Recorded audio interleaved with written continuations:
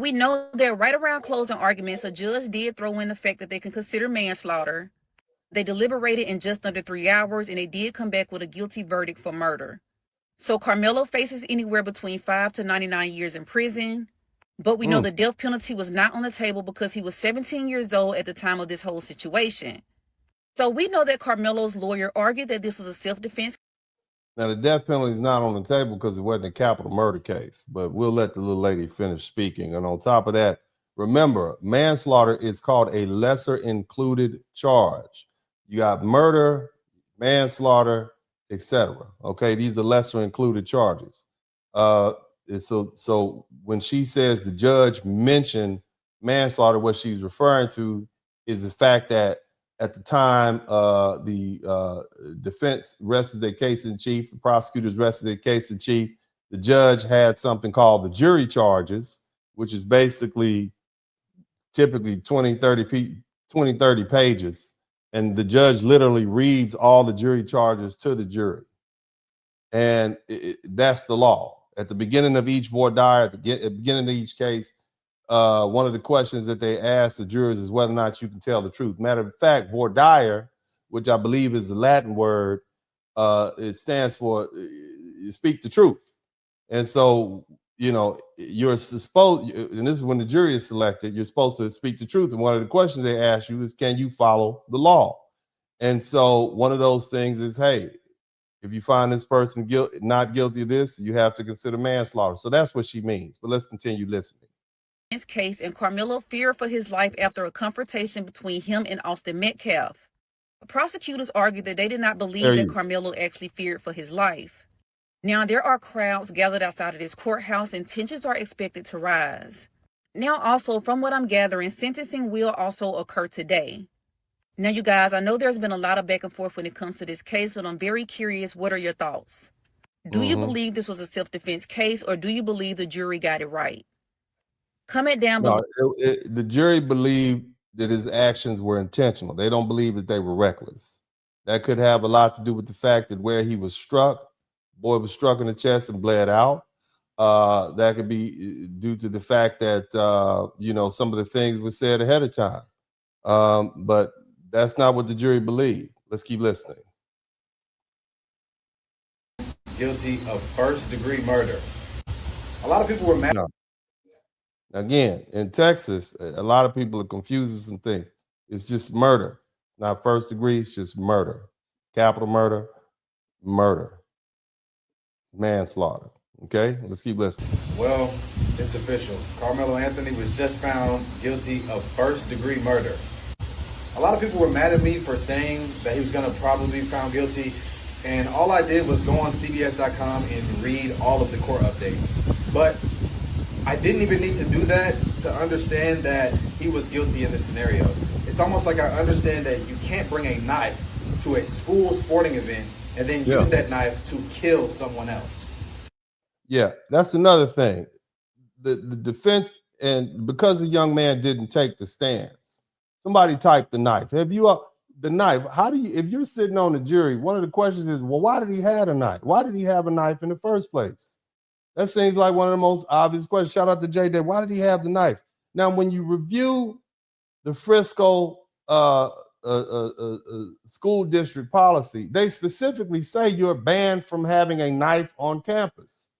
And because Cockendall Stadium is part of that school district property, he wasn't supposed to have the knife. Now, there was an expert that testified on behalf of the defendants who came in and said the knife was legal, i.e. possessing the knife, which was somewhere between 2 and 3.5 inches long. It was a legal blade. It's not like it was a 5-10 inch blade. It was a legal blade, but having that knife on campus, one of the students having that knife on campus in itself was a violation. So he shouldn't have had it in the first place. Okay, you shouldn't be bringing weapons to school in the first place. Can the grown-ups agree with that? I know it's a lot of emotional people here that are angry because, you know, you see this as black and white, and clearly it's black and white. It's a race issue involved, but at the end of the day, can we agree that he shouldn't have had a knife on campus? Can we agree to that? Can we agree that we don't want our children bringing weapons? We don't want our children or anybody else's children bringing knives and guns and dangerous weapons to the schoolyard? Can we agree with that? Here's another one. Can we agree as a parent? I'm a parent. My kids attend Texas schools. When I send my son to a track meet on a Saturday morning, I don't expect him to come back to me in a body bag. Is that a reasonable expectation? Let me give you something else. If I send my son to a track meet on a Saturday with the rest of the good kids, I don't expect to get a phone call from the jailhouse 2 hours later saying he caught a murder charge. Can we agree that that's extreme?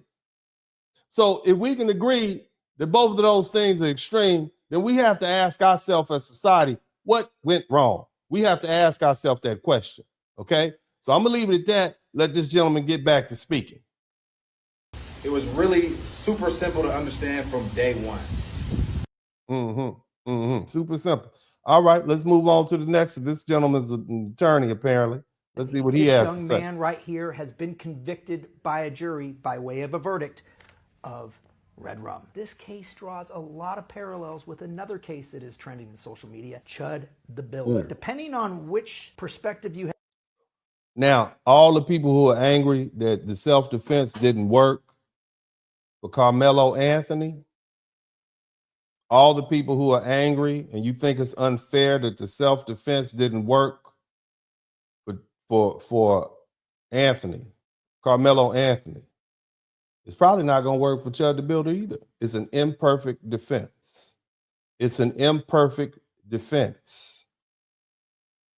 Okay? Let's keep listening to what this gentleman has to say, because he draws some very interesting correlations between the two cases. Even though one is in Tennessee, the other one is in Texas, the law is generally similar, but it's not the same. Different juries, different jury pools, different judges, etc. But we'll keep listening. You have or which bias you have, you'll see it totally differently. But it's basically the same thing, an imperfect self-defense. You can defend yourself with proportional force. So if somebody is using non-deadly force on you, you can punch them, you can hit them, but you can't use deadly force like a knife or a gun. Chud, he's going to have the same problem. Yeah. Now, did you all hear what he said? Because I know y'all don't believe anything I say because I'm black. The minute I said, oh, he sold out. But the white man just told you the same thing I told you. Isn't that something? You have to use proportional force. There's a difference between ordinary force and extraordinary force or deadly force. You can't do that. You can't bring a knife to a fist fight and then say self-defense. Now, there might be some scenarios where if you're a 110-pound female, 5'1", and some 6'1", 210-pound dude is running up on you, and you pull out a pistol and you put 5 in them, that might be acceptable. But this is not the case that we have here, is it? It's not the case, is it? Right now, we got about 150, 170-pound 17-year-old versus another 17-year-old who's 6'1", 210. That sounds like a pretty good damn fight to me. I done seen a bunch of 170-year-olds take dudes much bigger than that down if they good with their hands. They don't pull out a knife and stab somebody. You put them things up. You understand? I'm just saying. Maybe I'm old school at this point. You understand?